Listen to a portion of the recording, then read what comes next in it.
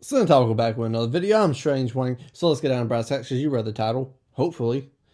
If you didn't, then why'd you click on the video? I don't know. But make sure you click the ad because I'm trying to get that moolah, that ad revenue. But let's get down to brass tacks. I gave Fast Times at Ridgemont High 8.5 out of 10 wings. Why? Why? Why? Why? Why? Because this movie is more than just Spicoli and Phoebe Cates' titties. I know that's shocking, that's surprising to some of us. And when you look back on the movie, that's all you can remember. But when you watch it, there's more to it, again, than just Spicoli and then Phoebe Cates' titties. Although, I kind of think Jennifer Jason Leigh's tits look better in the movie. However, tan tits, that makes a ginormous difference. And taking that away and taking back the theatrics of Phoebe Cates' titties are shown, you know, I think it's the even playing field, and I have to give the nod to Jennifer Jason Leigh.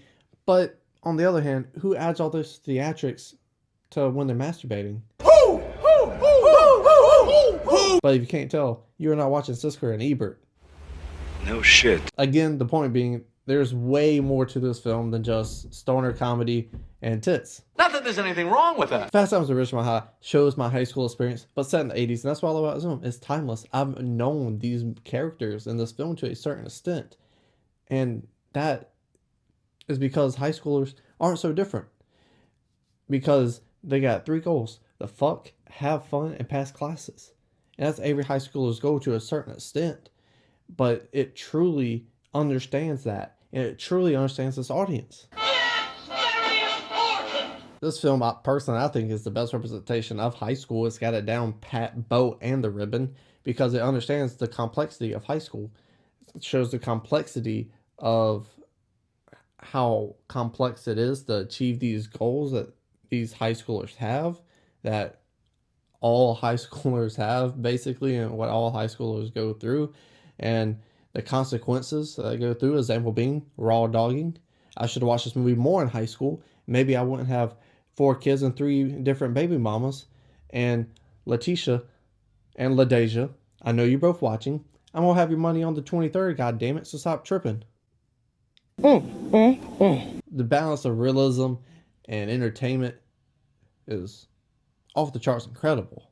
If I say so myself, say perfect balance. You got a smorgasbord of tones and characters for everyone in the film to relate to.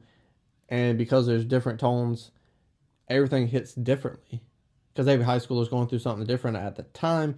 So how they handle that is something I think they did to perfection. The acting is solid throughout. Everyone understands their characters and they play their part. And that goes to a huge deal to Amy Heckler, who is the director of this film, who's letting them know, hey, this is what we're shooting for. This is what we need to go for in your scene. And they always nail it. She's a great director. She directed this film and she did such a good job directing this film.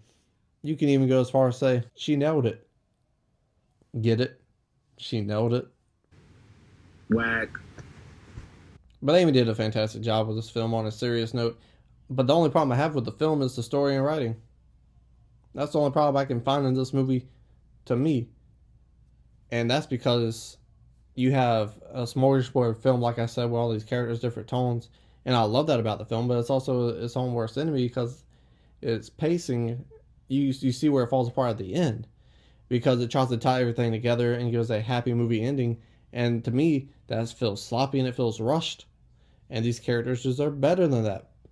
The last 20 minutes, you know, we see friendships reform with barely any context in between. It's like, no, this is real world. You're telling that guy to fuck off. Yeah, you're probably right. With a film that has so much realism in it, I don't need that happy movie ending at the end. And it just aggravates the holy hell out of me because it's like, you did such a good job and you fumbled it right at the touchdown. However, I still think this film deserves the title of classic. Clearly!